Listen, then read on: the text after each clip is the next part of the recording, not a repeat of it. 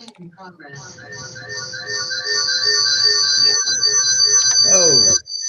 right, let's work on this. Let me mute all. There we go. Okay, everybody. So we are so happy to be joined by Scott Turner this evening. He is the author of Beauty in the Street, Nature Trails from the Neighborhood. Scott is a former nature commentator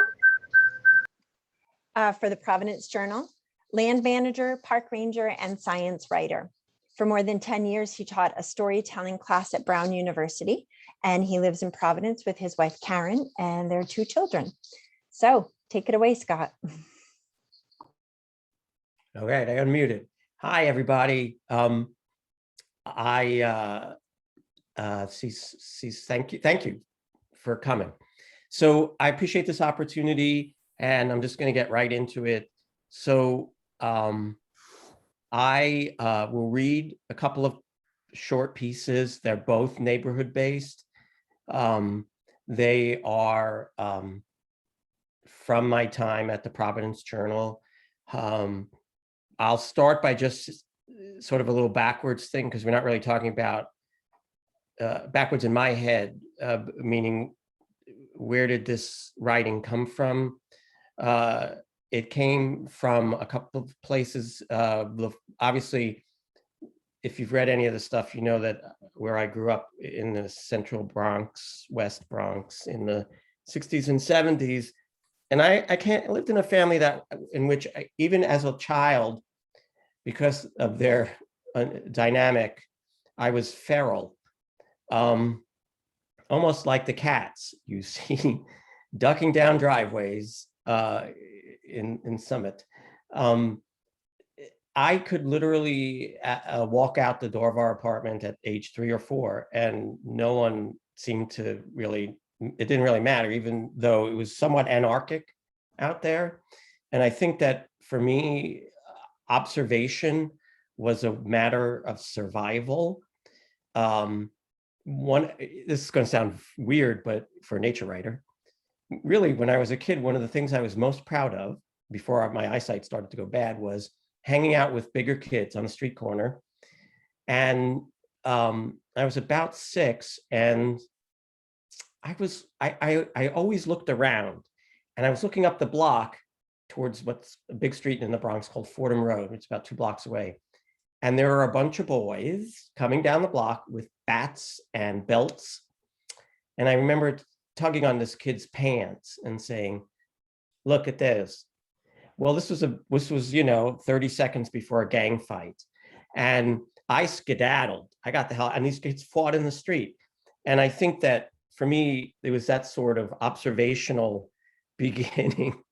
And if your senses are heightened in that way, then you see a lot, you hear a lot, you smell things.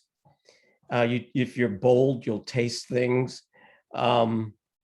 And I carried a lot of these sort of observations with me, and some of the way I found peace in this anarchy, because my family was anarchic. If you know about anything about my family, the apartment was chaotic and violent and crazy. You went outside, it was chaotic, violent, and crazy.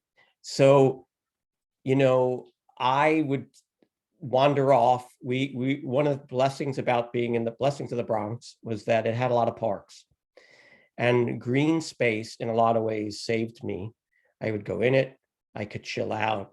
Of course, if you know some of my stories, that didn't work so well either, because I also was jumped in a park, I was dragged through a park, but it was still my place to find myself. And I ended up going to school and studying forestry. I didn't want to be a forester. I was not interested really, but I was interested in learning about the outdoors. And, my first job was a New York City park ranger when the ranger started in '79. And so along the way, I wanted to try writing. No one would write the news releases for the Parks Department where I was. So I wrote them, and I was like, okay, I like explaining things. And obviously I was leading walks, so I liked explaining things. And there was a bit of the child still in me, which it still is now, that I'm in my almost mid 60s. Where there's a sense of wonder, where I want someone to know what I saw or heard. And, you know, maybe you'll like what I'm telling you. Maybe you don't want to know, but I usually get a sense you don't want to know. Then I stop talking. So you had this feral, this observation, this pondering, this starting to write. And I did leave the Parks Department, and I got a master's in journalism, and I began writing for universities. I wrote for their school paper. I wrote for their research magazines. I wrote for their alumni magazines, a lot. And I did it. I was very hungry to write stories. And I came to Providence. I was doing this at Brown. And unfortunately, you know, the person who was in the position at the journal before me passed away suddenly. And I don't know, a couple of months later, I just contacted and asked for an audition. And they were like, sure, write something. It has to be this length, and it has to be here by Thursday, you know. So they liked it, and they said, write another one. And they said, we're giving you 4. So we went through this 4 times. And then they said, you're on. Give us 600 to 800 a week.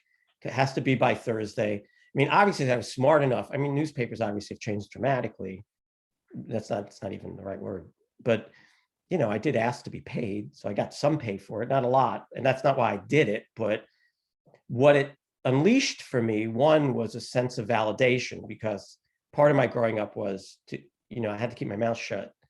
And I had things in my head, but I couldn't tell them to anybody. 2, you know, the idea of deadline was huge. Okay, I really had no choice but to come through. They were, you know, so over the 10 plus years, it was about 11. I was able to, I think about 600, almost 600 commentaries I wrote. And so I had, when I come to writing, Amy, you asked about that. I'd already had these body of work at universities. I was interviewing people about what they discovered. I was interviewing young people about their life's journey. Now I had the opportunity to write my own stuff, you know, and part of it was trial and error, right? So I would occasionally add more than just nature stuff, meaning like, yes, I saw something, or yes, I heard something, but what did it mean to me? What might it evoke inside me? And then to take it one step further, what feelings might that bring forward? And, you know, I had not been in space to do that before. And I did it at the Journal, you know, and I thought, well, either this is going to work or it's not. They're going to be like, what are you doing, man? Don't do that. But they were like, do more of that. So I didn't do all of that, but I was able to mix and match, so to say. So you'll see this in the stories I read. If I observed something, fine, and I wanted to write about it, great. Some of it's seasonal, right? I mean, you got 4 seasons. If you really shouldn't run out of things. What changed for me after 11 years was that I wanted well, I did it for 11 years. I did it 600 times, and I didn't want to do it anymore, which I thought, well, I can't force it. That's one thing I always tried to keep in mind, that someone has to read this. And, you know, I have really a responsibility to the people who are reading it. Clearly, I was trying to express myself, and hopefully someone wouldn't get too upset. Some of the memory stuff that would filter in, because I was now free, and I was able to be free about some very personal things. And that didn't go so well with some readers. A lot of readers, yeah, but some readers didn't like that at all.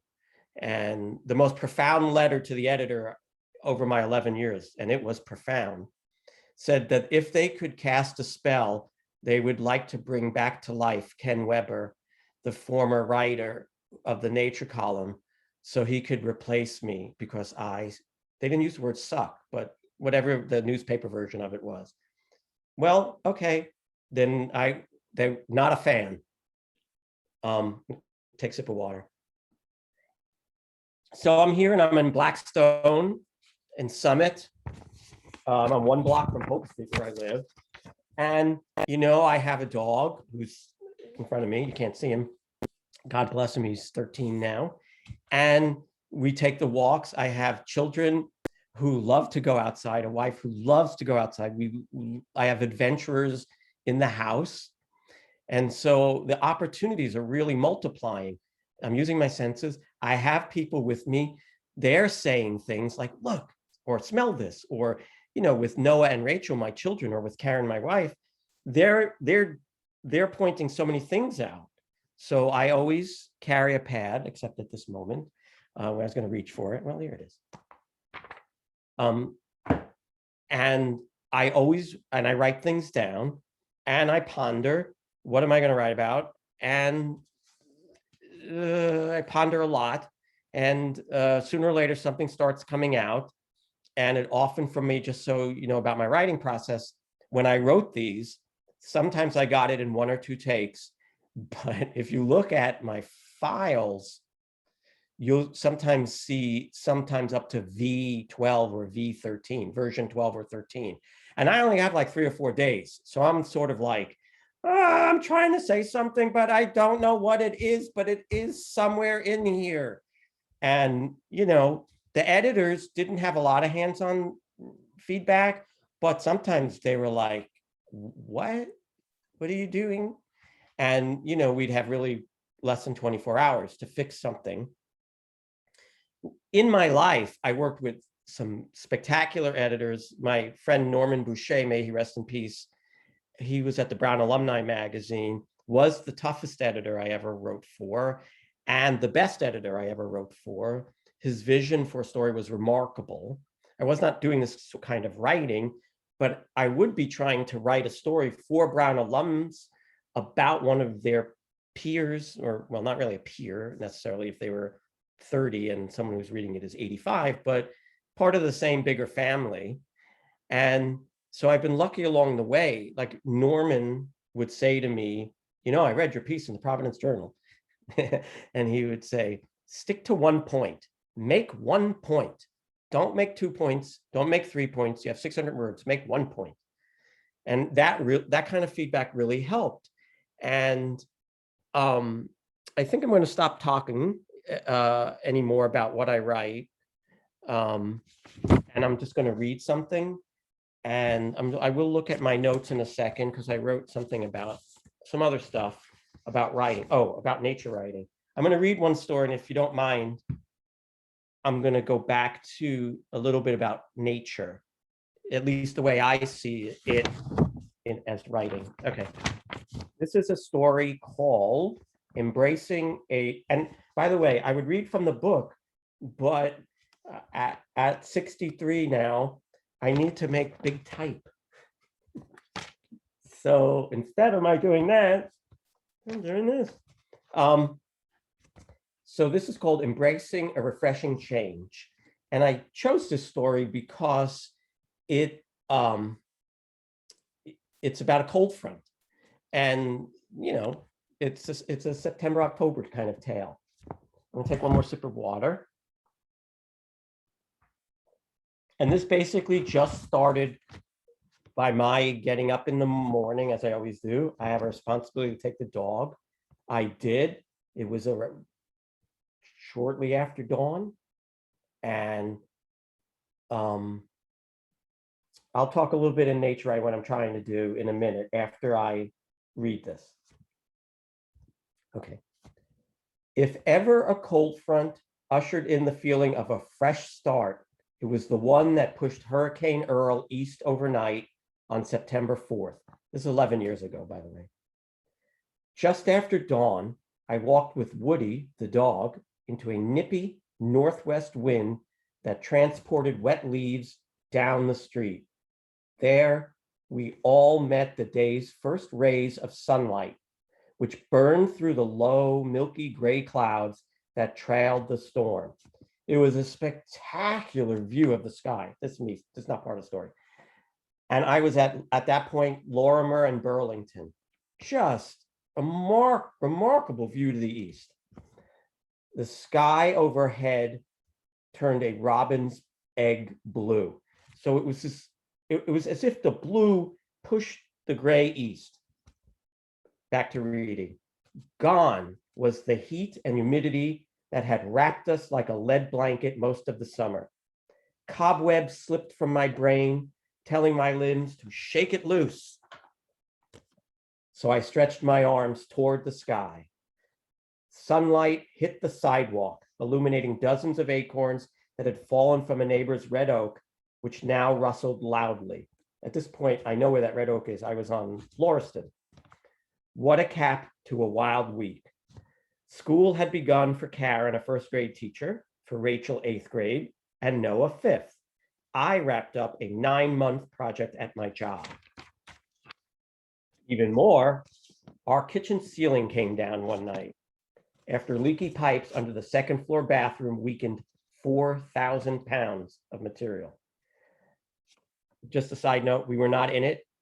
We heard it. And when they came to get it out of here, we said, how much does it weigh? Anyway, back to the reading. For now, we will use the closet-sized bathroom and shower stall on the 1st floor.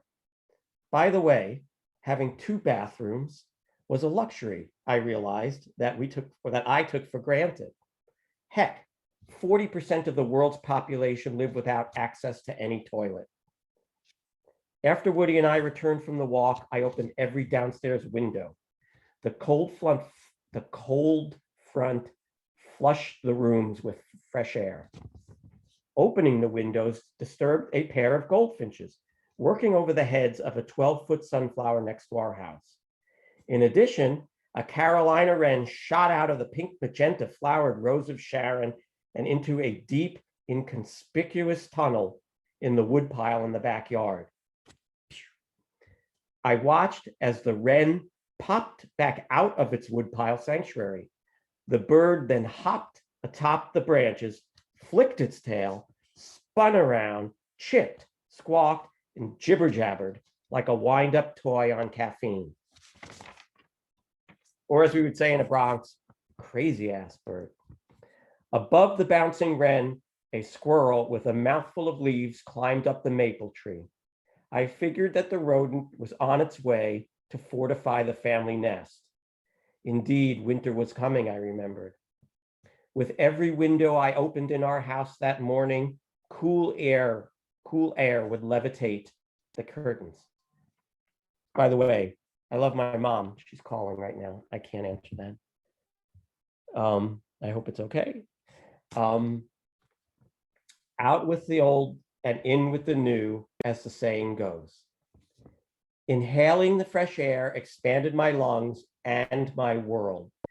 It suggested that our existence was about making our hearts and minds airier and roomier for those we loved. The wren was like sugar in my coffee, adding sweetness to life. After slogging through the sweltering past few months, the cold front was like a do-over, the kind we used to ask for as kids. Unharnessed now, I felt like I was being given another chance to get things right.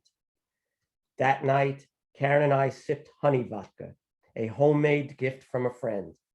This was a syrupy, soul-warming drink, a real nectar of the gods. The vodka sharpened our awareness and our joy. It also fueled the discussions we needed to have about repairing our home and our lives in the coming weeks. All right, so that's the story. I don't know how many words it is, maybe 500. So let me say a couple of things about it. I haven't read it for a while. It started with just cold air, cool air. And, you know, I thought about it, I guess, for a little bit. In terms of nature writing and my approach, I don't need a lot to get going. You know, you do read about people who need to get to the top of a very tall mountain, or to the Grand Canyon to be really spouting it out. You know, in this case, cool air did it for me. The wren was fine. The goldfinches. I am again very sensual about this in terms of all of my senses are working. I realize when I read this now that I use a lot of verbs that are active and clearly attach meaning to certain things. And I'm telling the world a little bit about my life, my family's life, and I'm providing some feelings. One thing I used to tell my class at Brown, because for about 2 to 3 weeks, we did nature writing. And one of the exercises we would do is be outside, go somewhere out on campus and be still and observe and, you know, report back in the relative stillness. It's not really easy to be still on a college campus or in a city. You know, what they saw, what they felt, what they smelled, whatever, the senses where they were working on. But to me, nature writing is about stretching out a moment of detail in addition to appreciating what is there. And generally, you know, I've mentioned this before, I'm still a child from the Bronx who is perpetually in wonder. A lot of things I'm in wonder about. I will say when I write, I don't do anything in particular. I'm not trying to do anything in particular. I'm just trying to write what's in my head. I will try and be as descriptive as I can without being boring if possible, so that if someone isn't, well, no one's there. But if I write something, I want you to see it, you know? And yeah, that's really about it. One thing Norman said to me, he was never shy in expressing his feedback on my stories, which I appreciated because he's really good. He said to me, don't let description dominate your stories. He goes, oh, a lot of description is a cop-out. He goes, be responsible to the audience, show, don't tell. And I'm trying to show in my pieces. So I'm going to stop. And Amy, is it okay at this point? Maybe I read one more. Yeah, all right. And you know, everybody who's here, I would much rather be doing this in person. You know, this is just crazy. Crazy. Or like that wren, crazy shit. That was crazy ass. But anyway, thanks for letting me curse. I'm sure you've heard these words before. It is just, we are living in a very, very difficult time. Okay. And it's been, you know, strange that I stopped writing nature stories right before, well, it really was right around when COVID started, but I couldn't do it anymore. So I wasn't going to, but it hasn't stopped me from the meaningful relationships I have with my surroundings. And again, I don't know who's here. Some people I can see their names, but actually, you know, we're all in this neighborhood, and the neighborhood provides incredible amount of fodder. You know, if in the book, which by the way is end stock is stocking the book. There's a bunch of food stories in there. You know, one of my faves, and when I think Jan liked it in stock, was, you know, I every late summer and fall, I walk the neighborhood and I eat from the trees and the shrubs that are on the street, and any of them that actually physically belong to someone, I won't touch unless I have their permission. So I do have a nice little routine. The fruit is often not that good, as you might imagine. You know, down, I think it's not Colonial, maybe Edge Hill and Camp, there's a plum tree. It has red plums. The fruit and the flesh is, it's red, inside is white, They're pretty mealy, but it's important to me to get a couple of bites in around the wormholes. And I did it again this year. And it also is remarkable to me that we actually have things in this built up environment that fruit. Now, of course, you have to be smart because, and I'm not so smart maybe when I do this 1 day, 1 or 2 days a year or whatever, 1 day of fall, and is that I don't know what soil that stuff is growing in. And if you live in a city, you gotta be really careful because a lot of this soil has some nasty stuff in it and the plants bring it up, it ends up in fruit. Anyway, it's done. And I'm pretty much at this time of year running out of fruit because the season's pretty much done. There are now, and this is global warming based, there are now multiple people, by the way, on the east side of Providence who grow persimmons. There's no way that persimmons, well, first of all, you might find them on a stream bank, in Appalachia somewhere, but you're not going to find them naturally in Rhode Island, but they grow now, and they're spectacular looking. They're full of fruit. They're laden. Anyway, I'm setting you up. It's all a setup for the next story. So one more sip. This is not our neighborhood. This is another neighborhood in Providence. You'll get the neighborhood. Okay, this is called Pear Tree Parable. The Greek poet Homer called the pear a gift of the gods. To that, riders at an outbound stop of the Union Avenue Riptobus in Providence say, Amen. Because right across the street is a fruit-laden tree, which has riders and passersby asking, may we have a pear? In English, Hmong, Spanish, Portuguese, Vietnamese, and other languages. This is a quote. If the tree transcends culture and language, says Deborah, whose husband Eddie planted the tree just inside their sidewalk fence, the tree, transcends culture and language. Sorry about that. Says Deborah, whose husband Eddie planted it just outside their sidewalk fence. Everyone wants a pear. This was September, and a while ago. This was September 2007, actually. I'm still writing, by the way, but this one is a local story. Discovering a lush fruit tree on the block puts a smile on the face of many urbanites, including this one.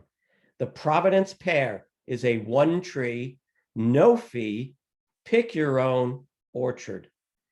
Eddie planted the pear in spring 2002, 7 months after the couple moved into the neighborhood. Then it was a 5-foot tall stick. Even so, it produced fruit a year later. Today, 5 years later, the tree is 15 feet tall and the same length wide. Loaded down with fruit, it resembles someone struggling to hold an overladen shopping bag in each hand.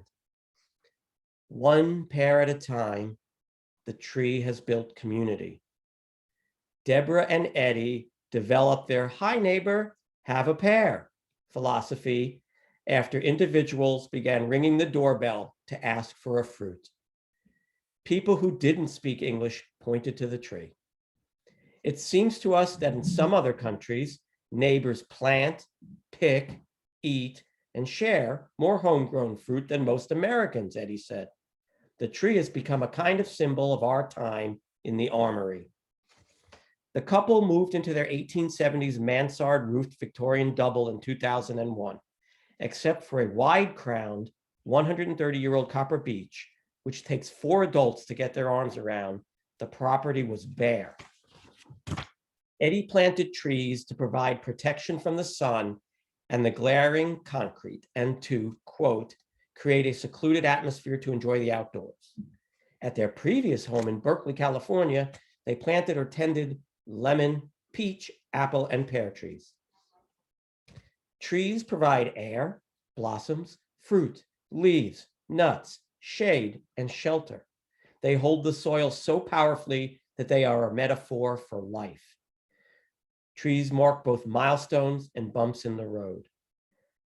I know that, quote, I know that in many cultures, a spiritual gift is often the planting of a tree somewhere other than where one lives, said Eddie. Fruit as well symbolizes regeneration. This month, for example, this was also a September story again. Yeah, 2 September stories. For example, Jews mark the new year by dipping apples in honey. Eddie loves the book The Giving Tree by the late Shel Silverstein. The Giving Tree chronicles the lifelong relationship between one person and an apple tree and has been translated into more than 30 languages.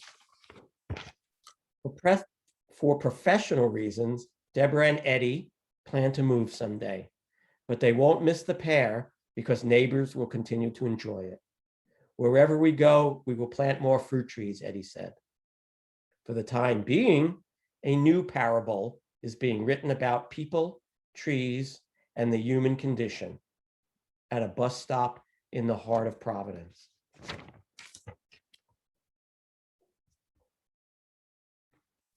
That's it. So thanks. So I'm going to stop for the moment. I catch my breath, but Amy, is it question time? Yeah, if anybody has any questions, I think because we're a smaller group, you can just unmute yourself, or you can write your question in the chat and I can ask it. Nancy Hoffman says she's applauding behind her screen. Thank you.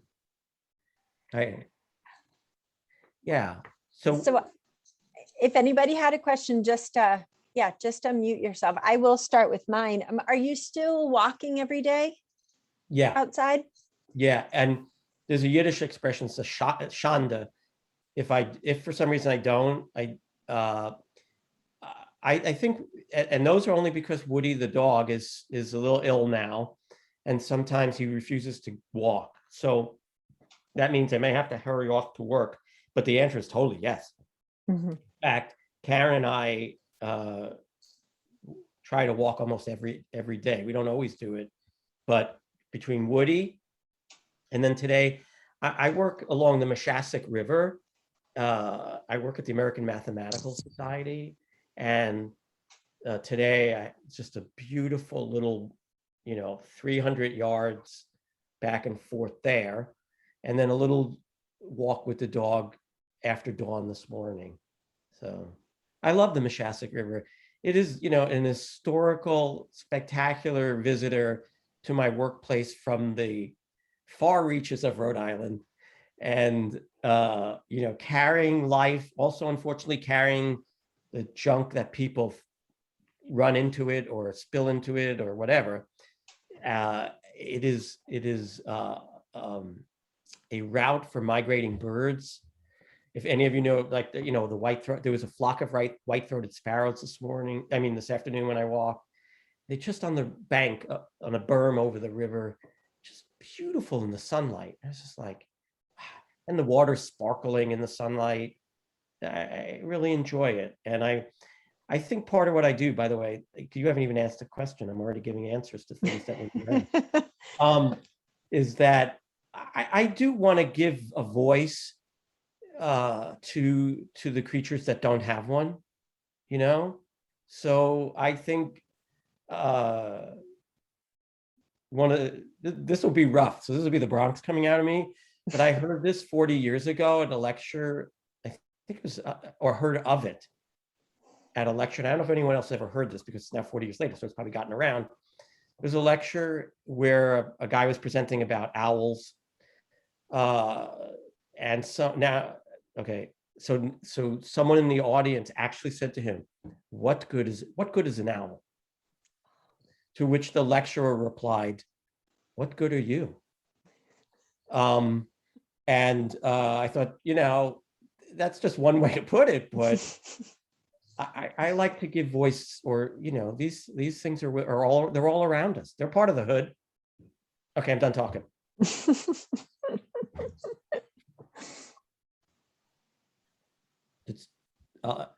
Do you want me to look in the chat or? Nope, I got my eye on that. Oh, I see Lynn's. Hi, Lynn. Yes, Lynn. Lynn worked at the AMS.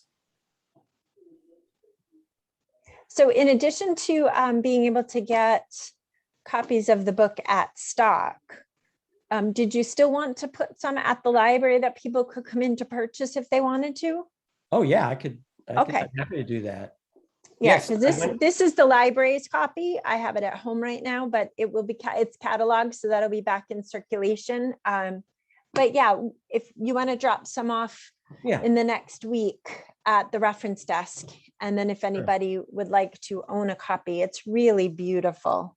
thank Your you. observations are just so thoughtful. And after we talked at the desk that day, I went and sat outside quietly for my afternoon break and just listened to the birds. And it's nice to slow down sometimes, and writing it down is the next step. Are you still writing? Oh, yeah, yeah. I'm very excited. I'm very blessed. Um, I have mostly followed a routine for the last 7 months of writing for about 45 minutes early in the morning, or say between 6:30 and 7:30. I'm writing a memoir. Well, yeah, it's not, I'm learning what it is to write a memoir while I'm writing. I mean, there's a wonderful woman who's helping me, who's written, she's a novelist, but she taught writing as a professor uh, for about 15 years. And she broke it down for me that, we talked about, primarily I'm interested in what happened, because basically between the time I was first realized I was around, which was about the age of 4, to the time I left home, and the neighborhood, my parents didn't leave, and the neighborhood burnt down, basically. And I always just wanted, a couple of years later, I actually sat at my parents' table. I was a senior in college. I was in college, junior, whatever. And I wrote and wrote and wrote and wrote of everything I could remember, of all the characters, all the bizarre things that happened that, to me, by now, having gone to college and met more people outside of my circle, were utterly weird, and a lot of them were not good. And some of the people who I see, a couple of names, know from my writings, me standing next to a man who gets shot, well, uh, uh, someone pushing someone else off a roof, really things that children should not ever be a part of, that I want to be able to express, but in a narrative. So right now, what I'm doing is I mostly write, and during this period, I just have a timeline that I'm filling in. We call it, frankly, the spew. So it's the putting what in between 1962 and 1977, what happened. Now, while I'm doing, so this is like a writing class, I guess. While I'm doing it, I am looking for its narrative now, of course. I know, so there is an arc to it. There's also a theme to it emerging.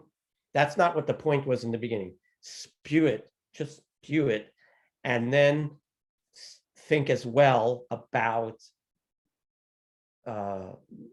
what the story is. And many stories are the same. So whether it's the Wizard of Oz or Toy Story, there are pretty similar things. You meet these people and they get in I'm going to curse, a shit ton of trouble, and then they got to somehow get the heck out of the trouble, and you're with them, and either good things happen in the end, or bad things sometimes happen, or and you learn along the way that you're telling the story, and so this good thing happens.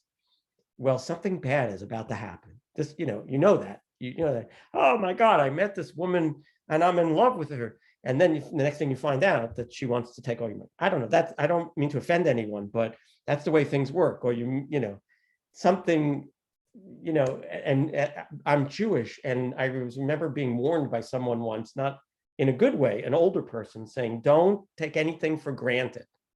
When I leave you today, I say, God willing, I will see you tomorrow. This old guy said to me, because I may step out and get hit by a bus between now and tomorrow. No, he didn't. But it's also that sort of like understanding that that's sort of how the way the arc works. So there is something, yes, so I am writing.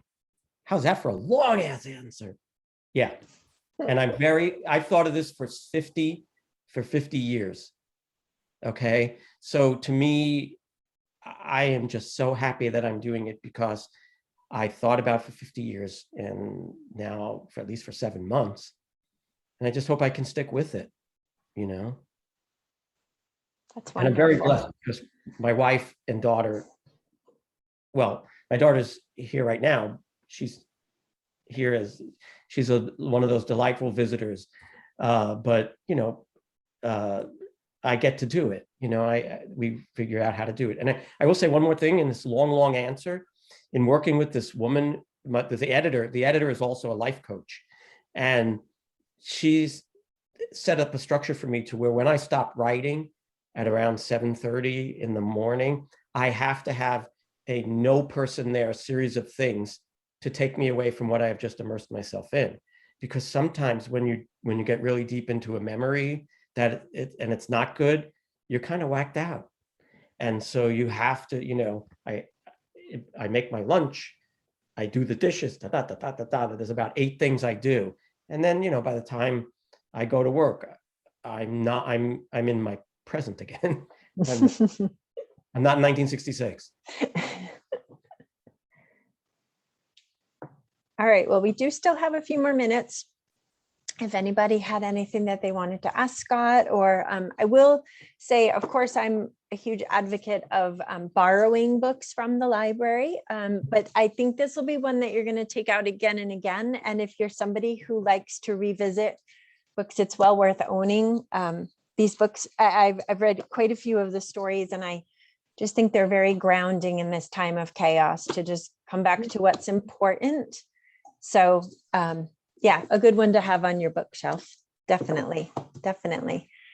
And Greg put in a link to the Mashasik River, a video. If anybody wants to see that, it's in the chat. So he has his hand up. Oh, there you go. Hi, Greg. By the way, Greg, if you don't know him, is a national resource, a national treasure of the Summit Blackstone region. I have greatly enjoyed over the years. When he shows me things and he's excited and we talk about stuff in the neighborhood, and then I'm just going to stop talking. Hi, Greg. Hey, it was just interesting listening to Scott talk about how he writes. I'm also a writer, among other things, and I've written a couple of small books, and I also write some long, basically white papers on policy. And that point about the spew, that's what I do. The first stage of writing anything more than a simple essay is to get everything out. I'm just getting out the different stories. And sometimes it's only 2 or 3 sentences about a story. Sometimes I write out the story. And then I start, you know, he's doing it in chronological order. I don't always have something that's chronological. Sometimes it's circular. And you have to figure out the order of putting them in, but you really do have to do that spew. And you know, in some ways, if you can do that, and then the next thing is to find the right voice for it. And once I have all the different stuff to write and the voice, writing it is actually a lot easier. And it just goes fast, other than, you know, I have never worked really much with editors, so I have to edit everything I write. So I will write something, and then every day that I work on it, unless it's way too long, in which it's broken up into chapters, I will literally go through the entire thing that I have written before I start writing new stuff. It's really kind of interesting. And I do bridges, and, you know, I do a lot of paragraphs, and then I got to bridge them. And for me, where a lot of my work is explanatory, like how does the economy work? It's really kind of the bridges are the key part, but the stories have to be there. So it was really good to hear Scott talk about how the spew, because that's a critical part of writing. I want to respond to that a little bit, Greg. You remind me, because, you know, I stopped writing about I stopped writing these pieces, but they almost all began as spews as well. I think the difference is, and then so sometimes I had 600 words to hand in. Well, there might be 2,000. I got to get to 600, but I had, one of the things my editor, she has a name. Her name is Ginger, has helped me with is that I was trying. She said, you can't, what you're stuck is you're trying to do 600 words. It's not 600 words this time. You're writing a memoir, so it's longer. And that was like, oh yeah, just stop trying to put in the meaning and the feeling at this point. Just write the damn thing as much as I could. And one other thing I want to say about what Greg said is one of the other blessings is that Karen, my wife, read pretty much everything I was going to submit to the Providence Journal before I submitted it. And that was huge. I mean, because just huge because she wasn't at one point in her life an editor. And so a book editor, publications editor. So she was the first really many changes. And I would try and get it to her a couple of days before I had to submit it because she often would point out like, I don't understand. I don't, or I don't think you made the point, or really good comments that I had to address, and would really helped me make better, submit better copy.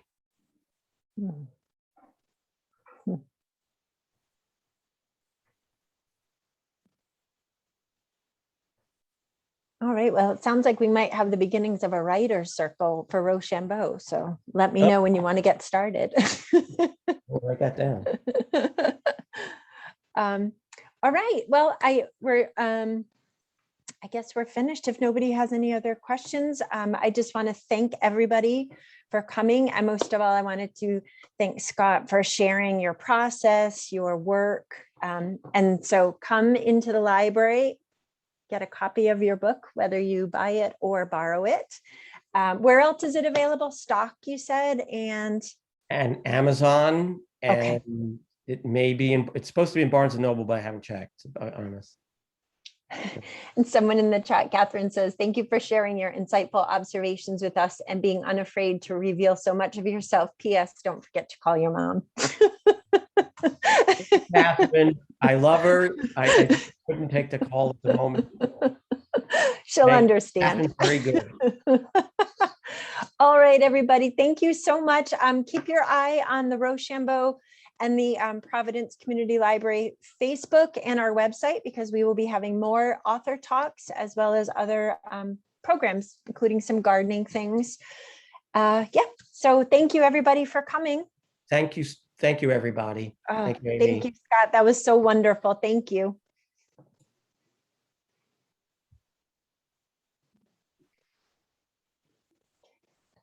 Hi, Amy, we're still in there, huh?